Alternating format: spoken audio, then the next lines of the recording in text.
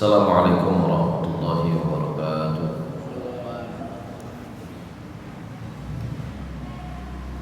Innal hamdalillah nahmaduhu wa nasta'inuhu wa nastaghfiruh wa na'udzu billahi min shururi anfusina wa sayyiati a'malina.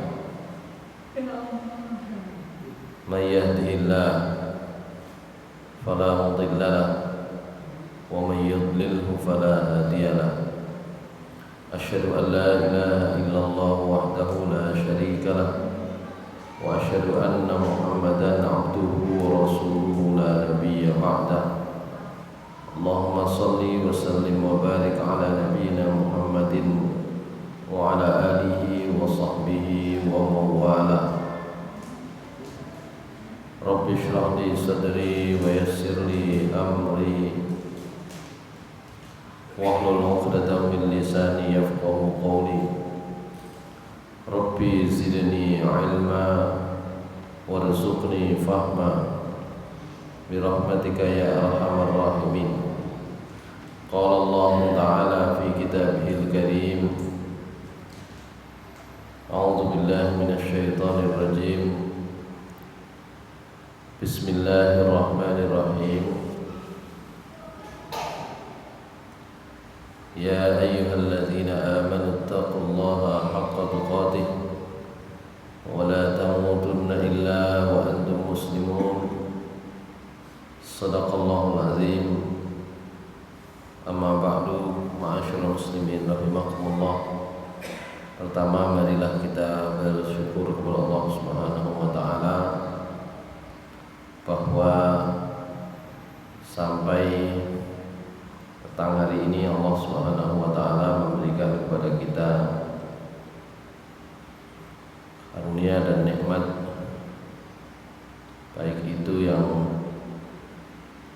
jasmaniah sehat, waktu yang cukup, maupun karunia dan nikmat berupa iman dan takwa.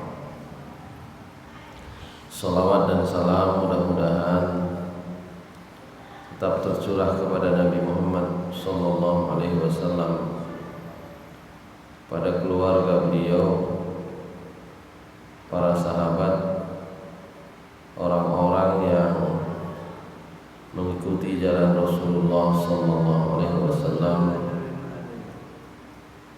hingga hari akhir nanti.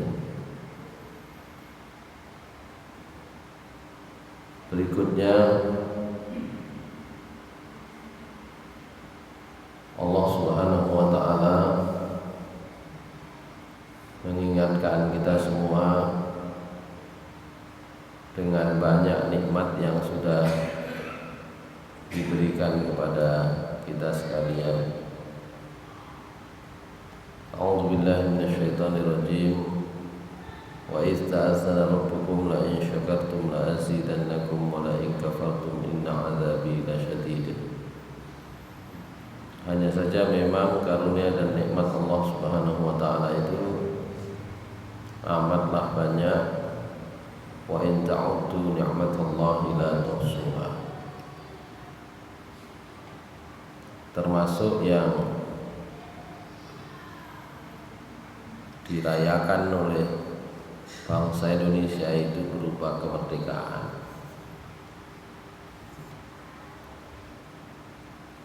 Pada prinsipnya, perbedaan utama manusia dengan ciptaan Allah yang lain, makhluk-makhluk Allah yang lain, itu sebenarnya bukan akal. Akal itu perbedaan manusia dengan makhluk Allah yang lain yang ada di bumi ini. Dengan hewan iya, dengan tumbuhan iya. Tapi kalau akal itu diartikan sebagai sebuah proses berpikir atau alat untuk berpikir, maka malaikat pun itu berpikir. Cirinya orang berpikir itu kalau diajak berkomunikasi itu merespon dengan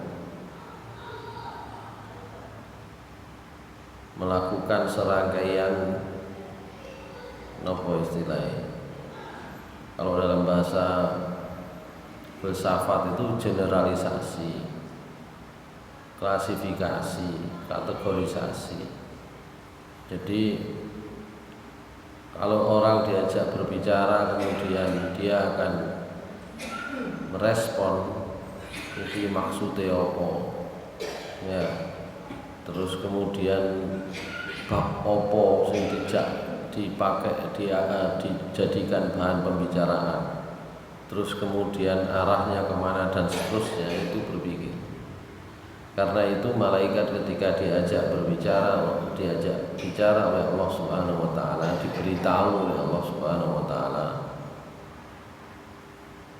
A'udzu billahi minasyaitonir rajim. Wa idz qala rabbuka lil malaikati inni ja'ilun fil ardi khalifah qalu ataj'alu fiha man yufsidu fiha wa yasfiku ad-dima'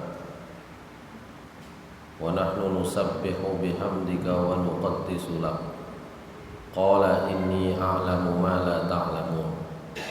Itu sebenarnya ada proses berpikir yang dilakukan oleh malaikat. Bahkan kalau mau lengkap itu ditambahkan misalnya proses diskusinya, dialognya dengan Allah Subhanahu wa taala, itu ada di surat Al-Hijr. Wa idz qala rabbuka lil malaikati inni khaliqun basharan min salsalin min hama'im masnun.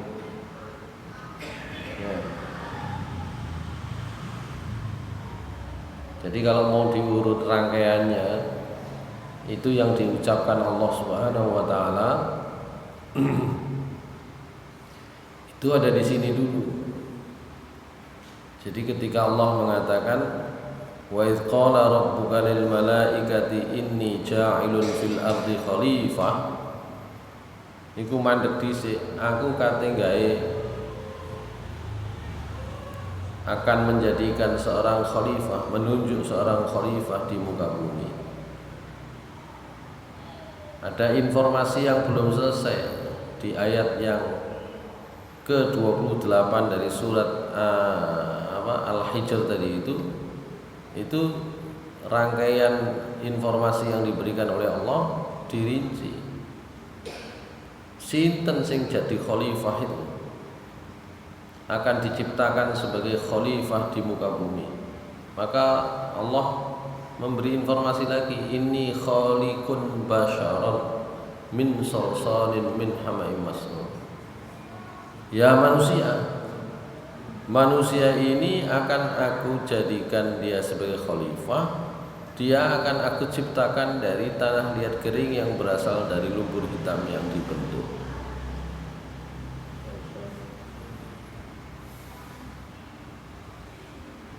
Maka dibantah oleh malaikat.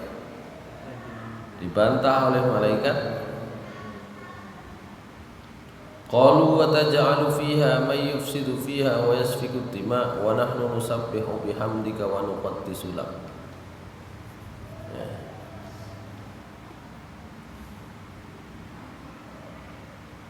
Mereka malaikat itu kemudian berkata, mosok yang kayak begitu saja mau jadi khalifah? Kalau dilihat oleh malaikat, dia itu makhluk ya yang kerjaannya merusak, mengalirkan darah, sementara kami yang bertasbih ya mensucikan engkau wahai Allah, itu tidak berani menjadi khalifah. Bagaimana mungkin? Allah mengatakan, inni a'lamu ma la ta'lamun. Sudahlah, saya lebih tahu. Saya lebih tahu itu kemudian ditunjukkan oleh Allah contoh. Ya, وعلم آدم الأسماء كلها ثم عرضهم على الملائكة فقال أنبئوني بأسماء هؤلاء إن كنتم صادقين. Diberilah manusia yang baru diciptakan oleh Allah itu, Nabi Adam itu, beberapa pelajaran ilmu. Ditanyakan kepada malaikat dan malaikat tidak tahu. Jadi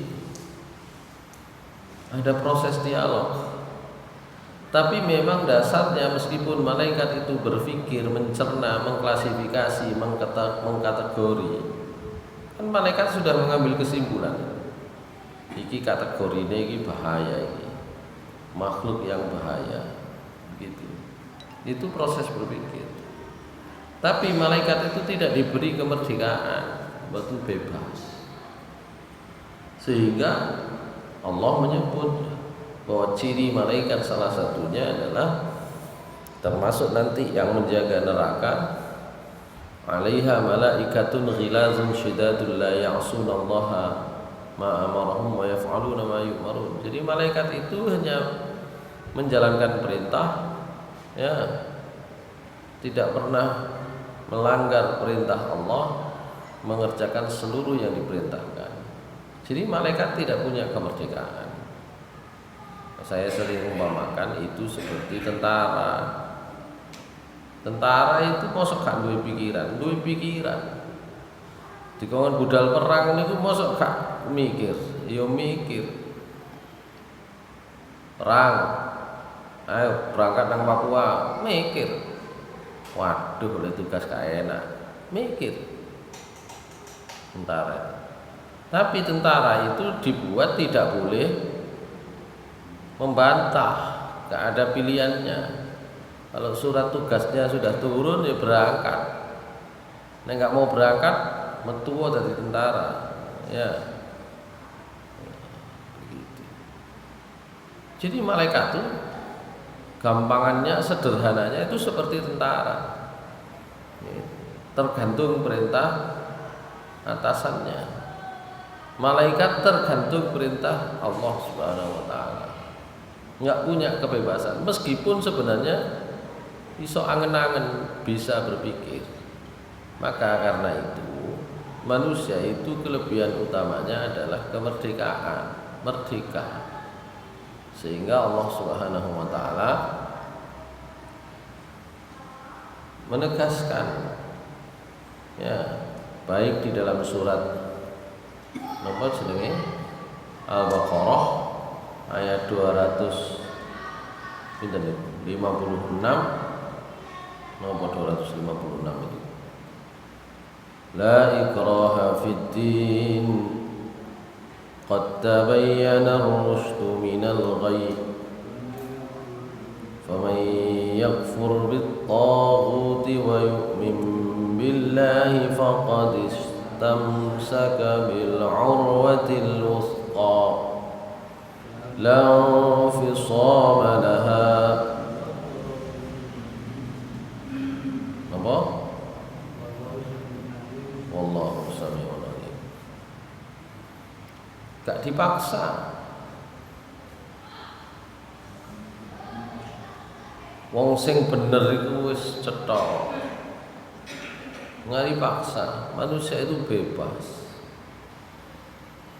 Atau di surat nama Al-Kahfi ayat 29 sama. Wa qulil haqqu min rabbikum faman syaa'a falyu'min wa man syaa'a falyakfur. Inna a'tadna lil-zalimina naran ahata bihim suradiquha wa yastaghithu yughathu bima'in kalmuhli yashwil wujuh bi'sa syarab wa sa'at murtafaqa. Benar itu semuanya dari Allah Subhanahu wa taala. Tapi Allah memberikan kebebasan. Siapa yang kepingin silahkan percaya. Sing milih gak percaya ya monggo. Faman syaa'a falyu'min wa man syaa'a falyakfur. Itulah kemerdekaan. Justru dengan kemerdekaan yang diberikan oleh Allah kepada manusia, itulah kemudian Allah bisa menagih tanggung jawab. Tentara itu salah itu sajane gak oleh dihukum. Wong iku menjalankan perintah. Enggak boleh itu. Beda dengan manusia. Ya, beda dengan orang yang bukan tentara. Gitu ya. Ya, tapi tentara niku nggih tetep menungso nggih itu. Ya. Tentara itu punya pilihan pribadi. Ya. Oleh karena itu perumpamaan malaikat dengan tentara itu hanya terkait dengan prinsip dasar, ya, tugas malaikat sama dengan prinsip dasar tugasnya tentara itu sama.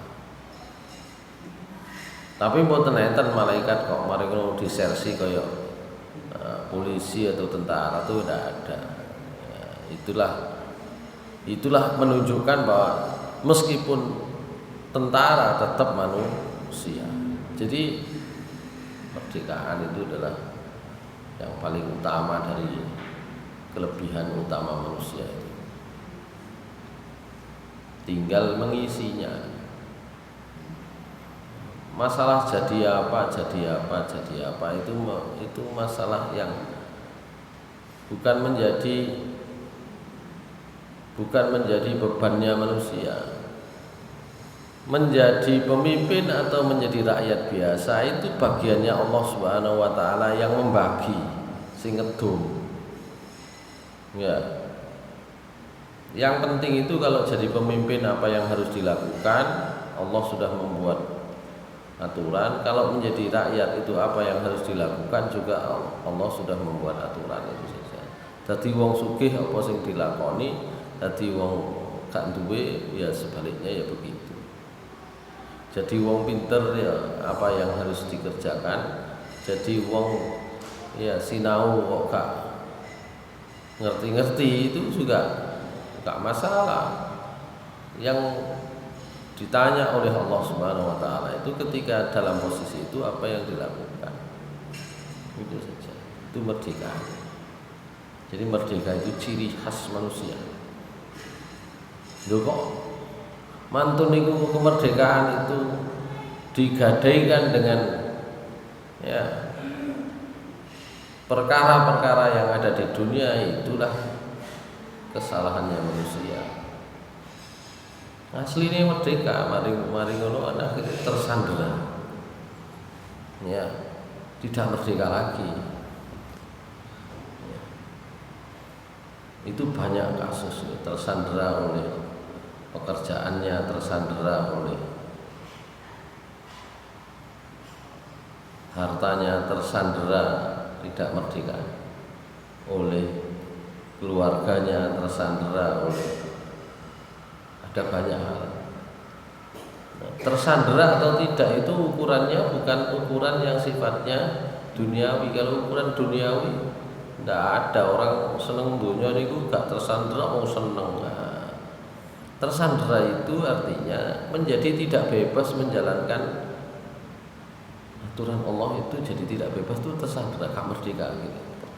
Wong asline merdeka mari ngono dikengken milih sampean milih kang ndi gitu kan.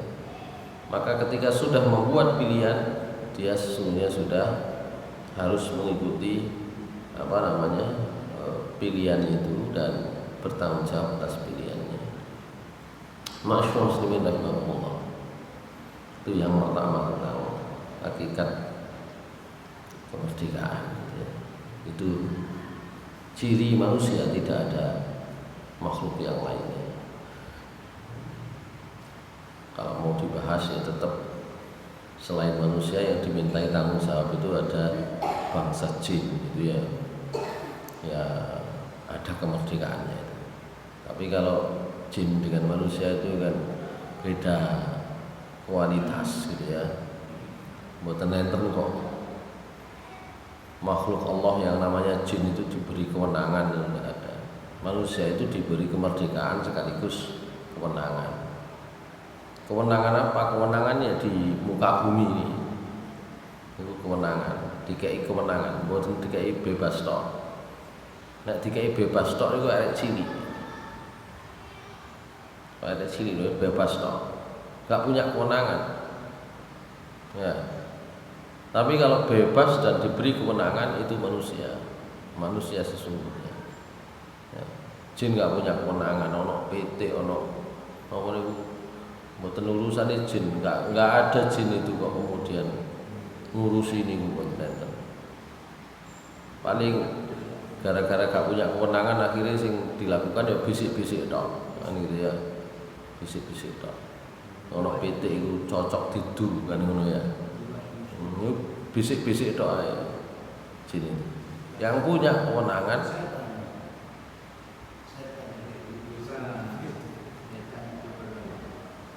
bicara kewenangan, setan itu nanti sudah masuk sifatnya, gitu ya. Setan itu sifatnya.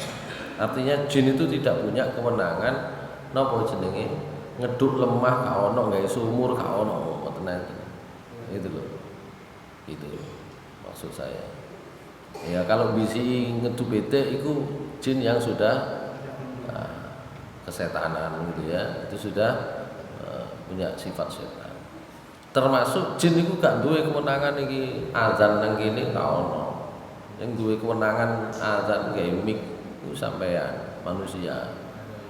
Lho napa mboten enten jin sing apik? Enten mawon sing melok ngaji enten mawon. Cuma gak iso lapo-lapo. Itu namanya gak punya kewenangan itu. Manusia yang punya kewenangan gawe mik kah? Ya. Gak gawe mik di video kah gak di video? Enggak apa-apa, ya ono ae ngoten niku. Ya. Allah Subhanahu wa taala satu kali menyebut di dalam Al-Qur'an itu ya istilah apa sampean mau? Apa sampean? Apa ndi? Tempelan jin. Satu kali Allah Subhanahu wa taala berbicara tentang ketempelan jin. Tapi ini hanya perumpamaan di dalam Al-Quran di surat Al-Baqarah. Ya, itu wong mangan harta riba. Al-Baqarah 275. Jadi bab ketempelan jin itu jenenge barang gak ketok. Ada yang percaya, ada yang gak percaya. Tapi Allah Subhanahu wa taala di dalam Al-Quran, kalau di dalam hadis nanti banyak contoh. Dalam Al-Quran sendiri Allah sudah bicara tentang apa yang disebut ketempelan jin itu, ketempelan setan ya. Karena itu balik lagi, nek jinne api gak kira nempeli Pak Pandi ya. Kalau sudah apa istilahnya, mengikuti, merasuki itu jin yang punya sifat setan atau dia adalah setan dari golongan jin. A'udzubillahi minasyaitonirrajim. Alladzina ya'kuluna riba la yaqumuna illa kama yaqumul ladzi yatakhabbathu asyaitanu minal mas. Dzalika bi annahum qalu innamal bay'u mithlu riba wa ahallallahu al-bay'a wa harrama riba. Al-ayah. Orang yang makan harta riba la yaqumuna illa kama yaqumul ladzi yatakhabbathu asyaitanu minal mas. Orang yang makan harta riba itu ngadeke niku padha karo ngadeke wong sing kerasukan setan. Sampe nek tau ngadeke kaya wong ngadek kerasukan setan. Sampe nek tau ngadepi wong kuat. Tapi kuatnya dudu kuate wonge dhewe. Gitu ya.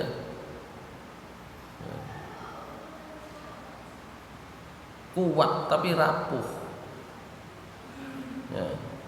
Padha mangan harta riba iku koyoke sugih. Sugih. Tapi Allah Subhanahu wa taala memberikan gambaran seperti itu untuk menunjukkan iku gak sugih temen nah, itu maksudnya. La yaqumuna illa kama yaqumul ladzi yatakhabbathu asyaitanu minal mas.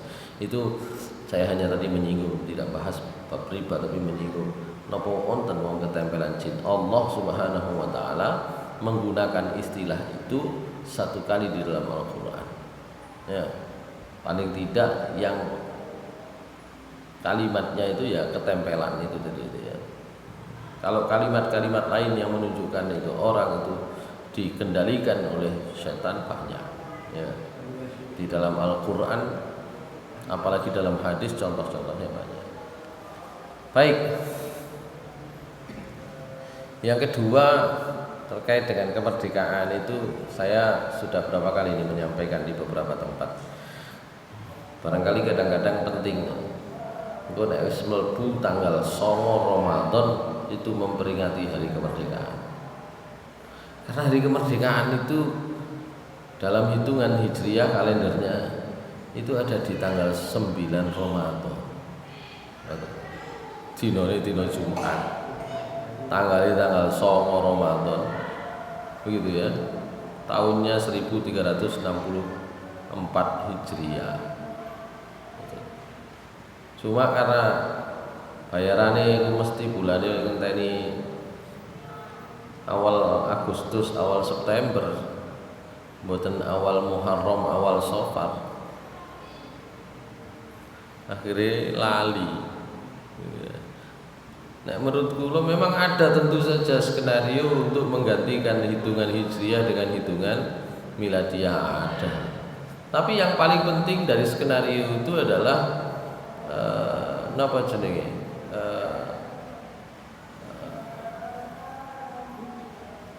Bentuk strateginya. Strateginya adalah bayaran 3E bulan Samsiah, tanggalan Samsiah. Wis katut kabeh. Ilinge bayaran sik dari 1 Agustus, 1 September. Suwe-suwe nggih apal 1 Agustus, 1 September. Gitu. Kalau pakai hitungan apa namanya?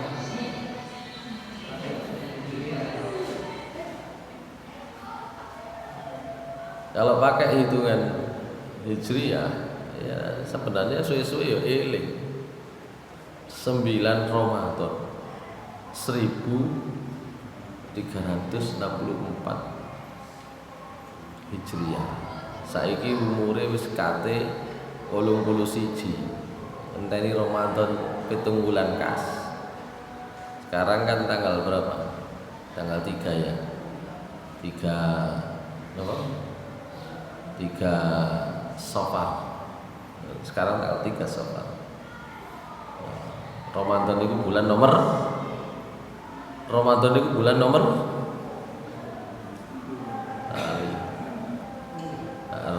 nomor 9. Safar itu bulan nomor 2. Ya. Ilingi Muharram tok. Ya. Zulhijjah kemarin bulan terakhir bulan nomor 12. Ramadan bulan nomor 9. Jadi 7 bulan kas kira-kira. Ya, itu peringatan kemerdekaan Republik Indonesia yang nomor 81 nanti. Ya. Sik 78 nggih ben tahun niku selisih 11 dino. Setiap tahun selisihnya 11 hari. Gitu ya. Duluan mana? Duluan kalender Hijriah. 11 hari. Nek 33 tahun jangkep selisih setahun. Ben 33 tahun atau 34 tahun selisih 34 tahun selisih 1 hari. 1 tahun. Ya. Gitu. Baik. Masyaallah muslimin rahimakumullah. Kita lanjutkan kajian kita di ini ya. Kitab Janais ya. Kita bicara terakhir itu tentang nasib anak-anak orang muslim, nasib anak-anak orang musyrik. Sekarang pembahasannya masuk tentang su'alul qabri, ya, pertanyaan kubur, pertanyaan di alam kubur. Kemarin sudah disinggung sedikit, ya. Intinya bahwa di alam kubur itu memang ada, ya, pertanyaan-pertanyaan kubur. Meskipun tentang nopo sing ditakokno niku berbeda pendapat kita, ya. Baik. Kita lanjutkan.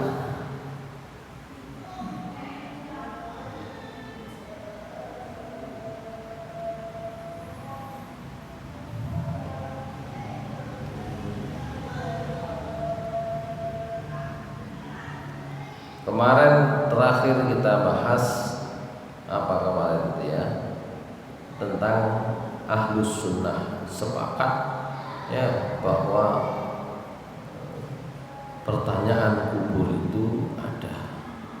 Meskipun boleh jadi orang itu meninggal tidak diketahui kuburnya. Mati ning gone laut, mati ning gone wetenge hewan buas, ya. Bagi kita itu gampang, bagi Allah Subhanahu wa taala. Artinya bagi kita memahaminya, Allah itu gampang, membuat balik ngoten itu gampang, gitu, ya. Masyaallah muslimin rahimakumullah.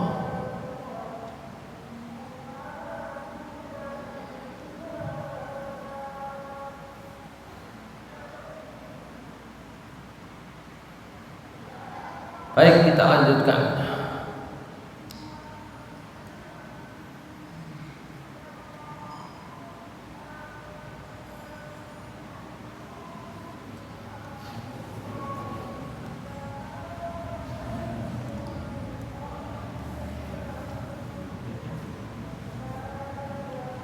Wa qala Ahmad bin al-Qasim qultu ya Aba Abdillah tuqirru bi munkarin wa nakirin wa ma yurwa fi adzabil qabri faqala subhanallah na'am nuqirru bidzalika wa naquluh, ya. Ahmad bin Qasim pernah bertanya, ya,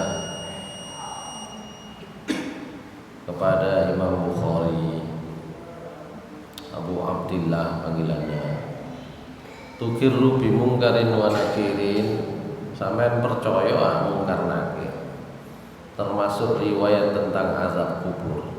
Beliau menjawab subhanallah na'am nukirru bidzalik wa naqulu, ya, saya percaya, saya termasuk yang menyatakan ada itu namanya nanti azab kubur, ada namanya nanti malaikat mungkar dan nakir, ya.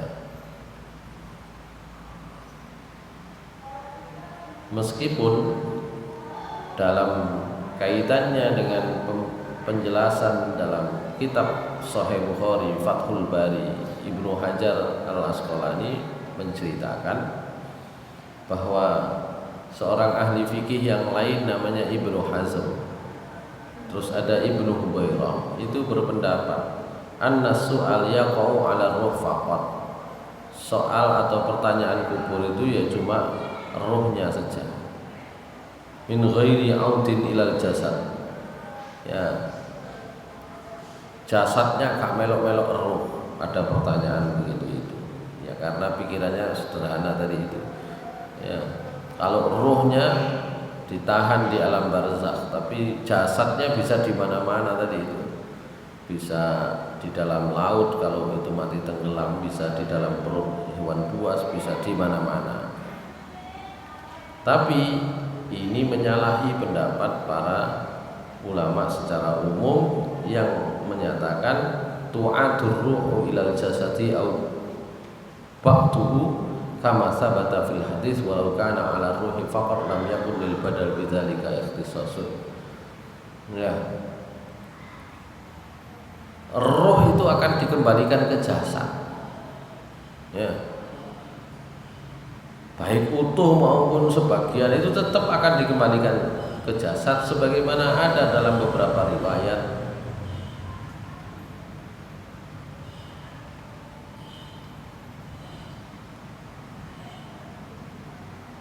Oleh karena itu, wala yamna'u min dzalika qaulul mayyit qad tatafarraqu ajza'u. Ya.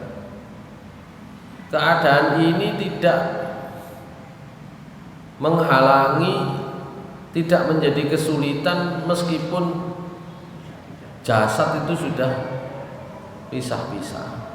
Li'anna Allah qadirun an yu'idal hayata ila juz'in minal jasad. Karena Allah tentu saja Allah Subhanahu wa taala itu Maha mampu mengembalikan kehidupan ya kepada jasad, mengembalikan ruhnya kepada jasad. Wa yaqa'u 'alaihi soal, dan kemudian berlaku pertanyaan kubur bagi orang tersebut ruhan wa jasadan, baik ruh maupun jasadnya.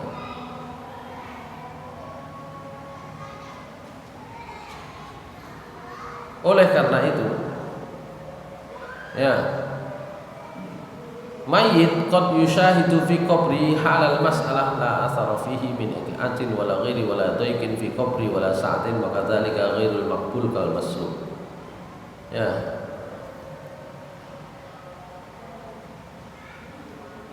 Kadang mayit itu mengalami di dalam kubur itu ketika ditanya, ya, la athara fihi, ya kalau pas enak ya enggak ada pengaruhnya. Ya gak rumangsa sempit, ya gak rumangsa ya susah, atau sebaliknya gitu ya. Sebaliknya, kalau dia orang yang tidak baik ya dia akan merasa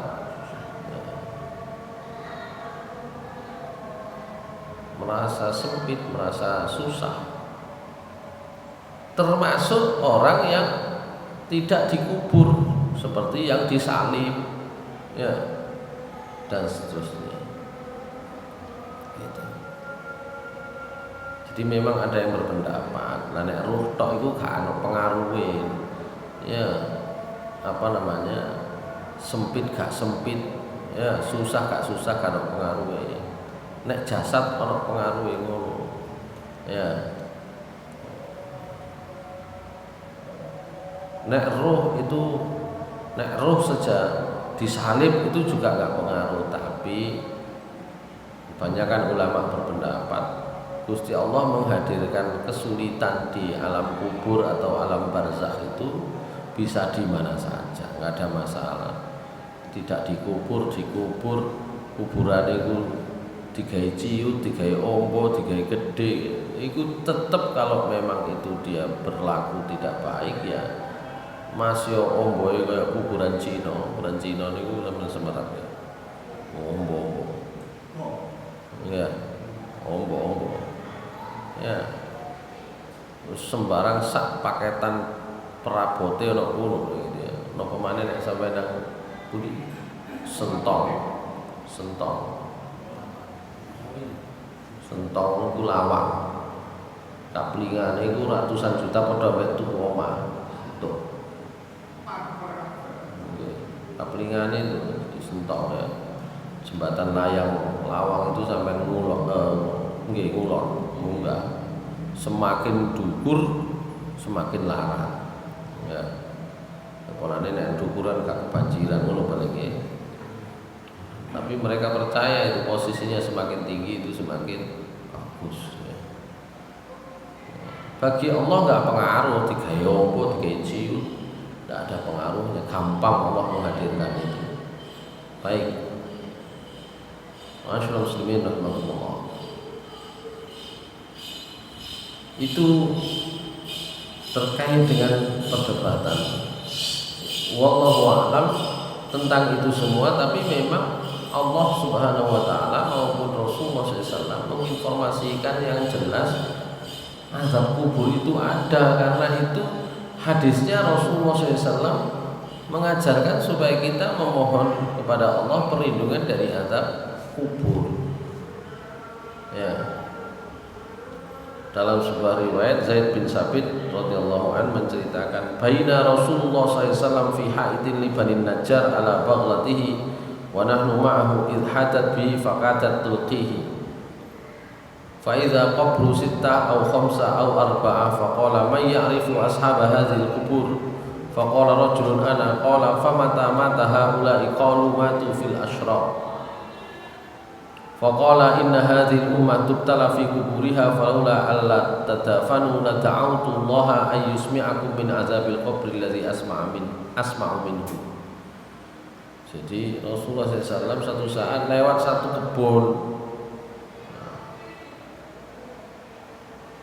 kebun milik Bani Najjar. Ya, di atas kuda beliau itu ya, bersama para sahabat. Jarane Nabi SAW itu miring, fakadat tulqihi, hampir kudanya beliau yang miring itu melemparkan beliau, hampir menjatuhkan. Loh, ternyata di situ pas ya miringnya jaran niku, oh ada 4, 5, 6 kuburan di situ. Rasulullah SAW bertanya, sapa sing ngerti kuburane sapa wae iki, ya begitu. Seorang sahabat, seorang laki-laki menjawab, anak saya tahu. Ya. Rasulullah SAW bertanya agak detail, ini kapan mati nih wong iki kan gitu. Ya, dalam beberapa waktu yang lalu Nabi SAW kemudian menyatakan, inna hadhil ummah tubtala fi kuburiha. Wong sing nang kuburan iki, wong sing nang kuburan iki disiksa oleh Allah Subhanahu wa taala. Tubtala, diberi bala. Ya. Kok seandainya ini tidak dimakamkan, ya. Umpama ndukur, saya akan berdoa kepada Allah supaya kalian itu bisa mendengar azab kubur, di mana saya mendengarnya. Summa aqbala alaina biwajhi, kemudian Nabi SAW menghadap dengan wajah beliau kepada para sahabat. Beliau berkata, berpesan, ta'awwazu billahi min azabinnar. Faqalu na'udzu billahi min azabinnar. Sampean kabeh mintalah perlindungan kepada Allah dari azab neraka. Para sahabat menjawab, nggih kula sampun.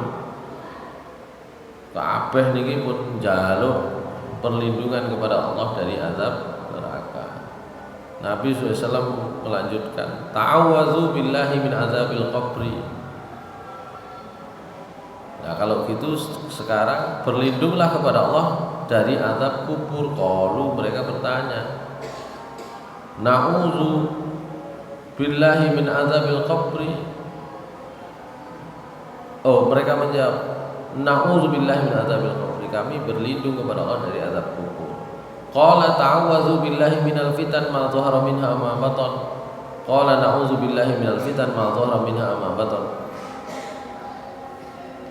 Nabi SAW kemudian memerintahkan, berlindunglah kepada Allah dari fitnah-fitnah baik yang kelihatan maupun yang tidak. Mereka kemudian menjawab, kami berlindung kepada Allah ya dari semua fitnah yang kelihatan maupun yang tidak kelihatan. Rasulullah SAW terakhir berpesan, ta'awwadzu billahi min fitnatid dajjal. Qala na'udzu billahi min fitnatid dajjal. Hadis riwayat Muslim. Berlindunglah kalian kepada Allah dari fitnahnya Dajjal. Maka para sahabat, kami berlindung kepada Allah dari fitnahnya Dajjal. Dari hadis ini tadi itu azab kubur itu ada.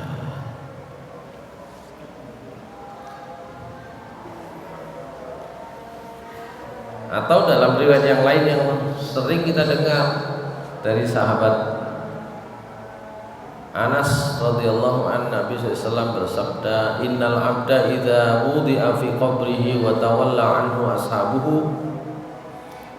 Orang itu kalau sudah dimakamkan di kuburnya, diletakkan di kuburnya, dan keluarganya sudah kembali, wa innahu la yasma'u qura'ani alihim, dia itu mendengar bunyi terompah mereka, bunyi sandal mereka.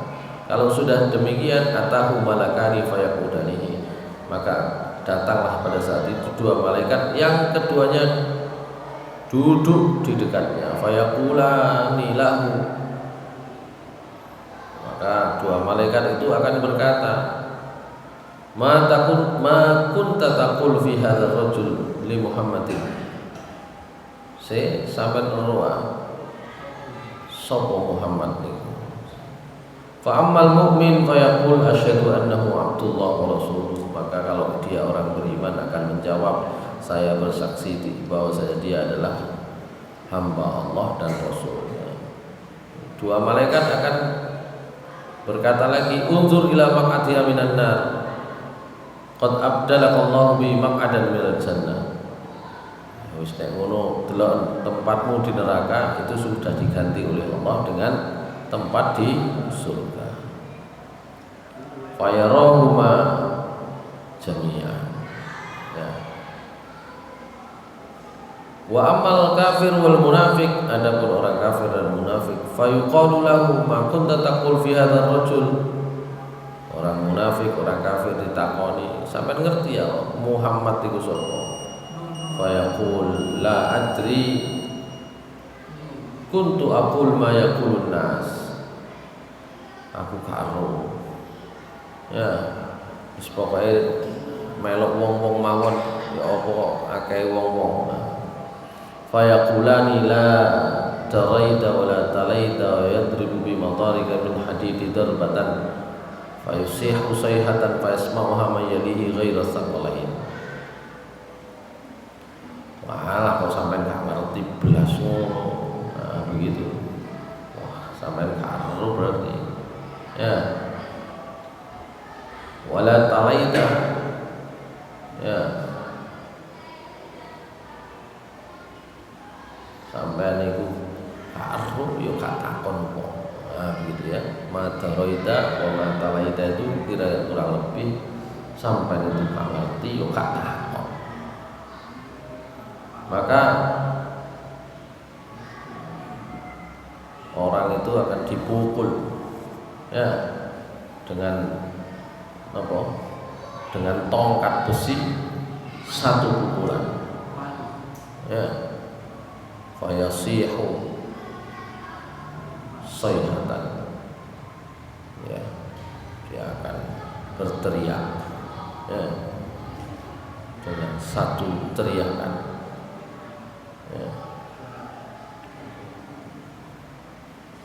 Kan berteriak keras, fayasma'uha ma yalihi ghairu saqalan. Jadi itulah keadaannya. Nanti orang itu akan seperti itu.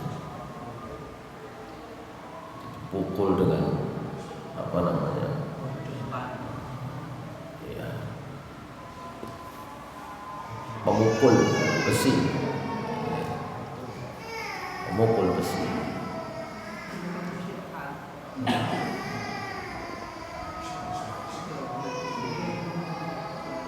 Martil ngomong, tapi katanya ya dengan pemukul besi itu orang itu akan berteriak keras sehingga ya, yang lain akan mendengarnya. Itu beberapa riwayat hadis tentang azab kubur. Oleh karena itu Rasulullah SAW mengajarkan sebenarnya terkait dengan surat Ibrahim ayat 27.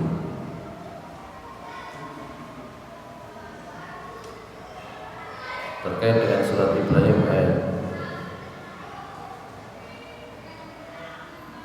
27, Allah Subhanahu wa taala menyatakan yusabbitullahu alladziina aamanu bil qawli tsabiti fil hayatid dunya wa fil akhirah. Ya. wong nek nanti syahadat ya menyatakan tidak ada Tuhan selain Allah dan Muhammad adalah Rasulullah SAW, maka Allah akan menguatkan ya orang tersebut bil qaulis tsabiti dengan pernyataan yang kokoh, yaitu pernyataan tauhid, kalimat tauhid, baik di dunia maupun di akhirat. Nabi SAW sendiri mengajari kalau seseorang sudah dikubur ada doanya, Allahumma tsabbithu bil iman. Ya. Ajane doa niku. Ya. Jadi ada doa supaya orang yang ada di kubur itu dikuatkan dengan iman. Ya. Sehingga ketika ditanya nanti di kubur itu menjadi mudah yang dia kerjakan. Baik, itu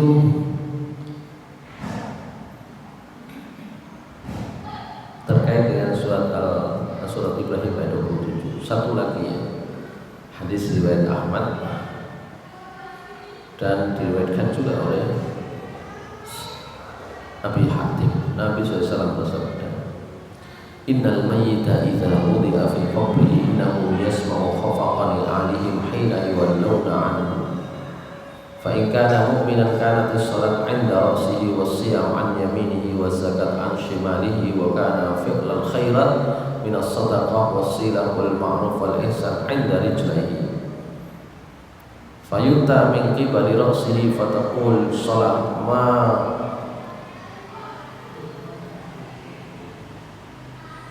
qibali madkhalu summa yu'ta min yaminihi fayaqulu siyam ma qibali madkhalu summa yu'ta min yasarihi fataqulu zakah ma qibali madkhalu summa yu'ta min qibali rijlihi fayaqulu fi'lul khairat min as-sadaqah wasilah wal ma'ruf wal ihsan ma qibali madkhalun fayuqalu lahu ijlis fayajlisu qad maslat lahu syamsu wa qad akhadat lil ghurub fayuqalu lahu hadha ar-rajul alladhi kana fikum ma taqulu fihi wa ma tashhadu bihi alayhi fayaqul da'uni hatta usalliya fayaqulani innaka satusalli akhbirna amma nas'aluka anhu ara'aitaka hadha ar-rajul alladhi kana fikum ma taqulu fihi wa ma tashhadu bihi alayhi fayaqul Muhammad asyhadu annahu rasulullah ja'a bil haqqi min indillah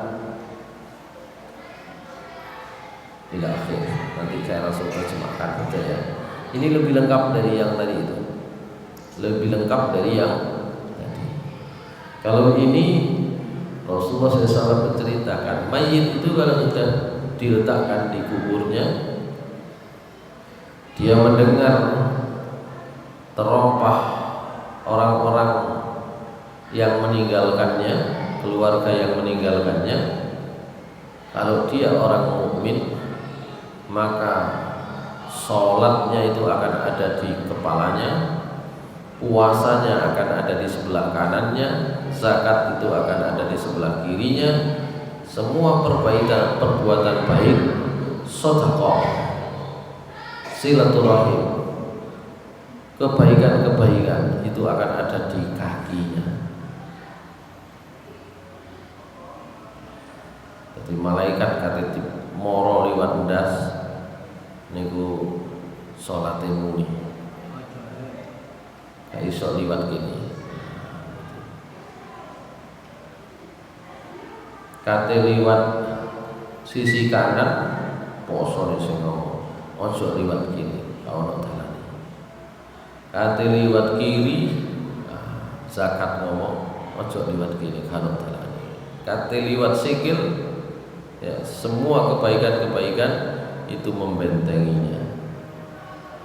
Akhirnya malaikat loro ni mungkar nakir wis ngene. Angel liwat ijlis lungguh. Kalau lungguh akhirnya lungguh kan akhirnya kan. Jadi begitu. Diskusinya akan panjang, tapi nanti pertanyaannya sama. Bagaimana yang kamu tahu tentang orang ini Muhammad SAW, wa asyhadu annahu rasulullah, dan seterusnya dan seterusnya. Jadi itu kalau orang beriman, ya, sampai kemudian nanti akan diberikan kabar gembira bahwa tempatnya adalah di surga. Ya. Tapi nek wong kafir kebalikannya. Tadi sudah dibahas. Itu saya kira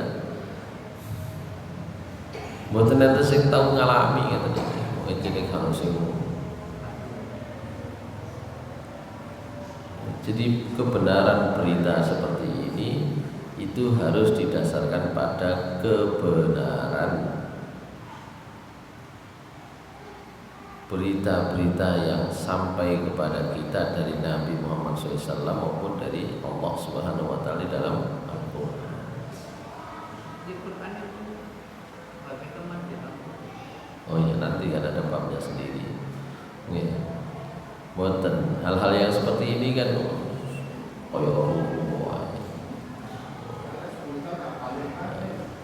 gitu kan.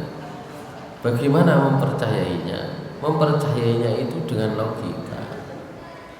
Saiki ngeten, gampang. Nek ono arek ditakoni matematika, le 2 tambah 2 berapa? 4. Waduh, bisa. 10 tambah 10 20.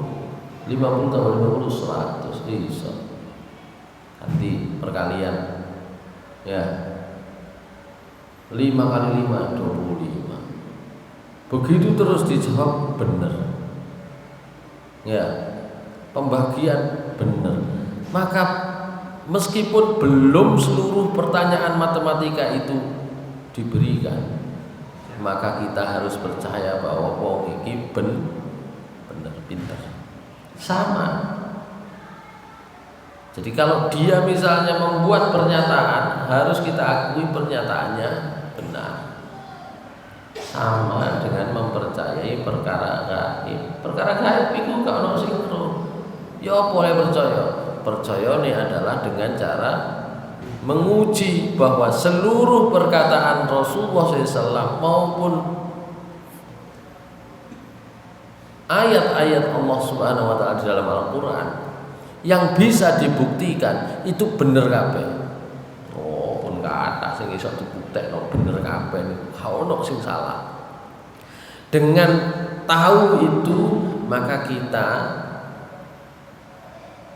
harus meyakini bahwa meskipun ini belum ada yang bisa membuktikan, tapi itu benar. Ada wong niku njaluke kan buktine kabeh boten. Ya. Sampai uji pemain bal-balan paling apik, nendang ini iso, nendang ngono iso, nendang ngono iso. Maka kalau dia cerita aku tahu nendang corong ini, akhirnya dia percaya kutuan. Oh jane iso kabeh.